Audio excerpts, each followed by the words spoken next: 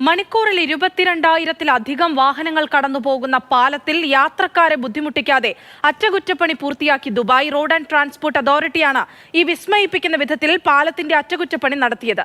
61 വർഷം പഴക്കമുള്ള Al Maktoum പാലത്തിലായിരുന്നു പരിശോധനയും അറ്റകുറ്റപ്പണികളും.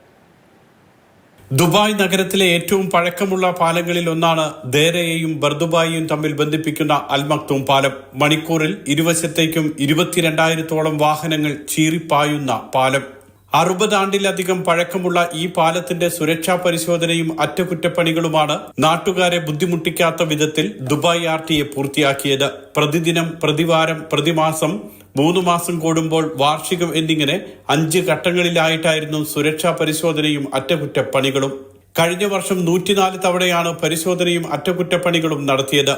5,222 മണിക്കൂർ ചെലവിട്ടതായി RTAയിലെ ട്രാഫിക് ആൻഡ് റോഡ്സ് വിഭാഗം CEO അബ്ദുൾ അസീസ് അൽ അലി അറിയിച്ചു. ബോട്ടുകൾക്കും കപ്പലുകൾക്കും കടന്നുപോകാനായി ഹൈഡ്രോളിക് സംവിധാനത്തിലൂടെ തുറക്കാനും അടയ്ക്കാനും കഴിയുന്നതാണ് അൽ മക്തൂം പാലം. വൈദ്യുതി ജനറേറ്റർ, ബ്രേക്ക് പെഡലുകൾ, ഹൈഡ്രോളിക് സംവിധാനങ്ങൾ എന്നിവയെല്ലാം പരിശോധനയ്ക്ക് വിധേയമാക്കി. അർദ്ധരാത്രിക്ക് ശേഷം ആഴ്ചയിൽ 2 തവണ വീതം പാലത്തിൽ അറ്റകുറ്റപ്പണികൾ നടത്തുന്നുണ്ട്. 1962-ലാണ് അൽ മക്തൂം പാലം യാത്രയ്ക്കായി തുറന്നുകൊടുത്തത്. Mathrubhumi news, Dubai.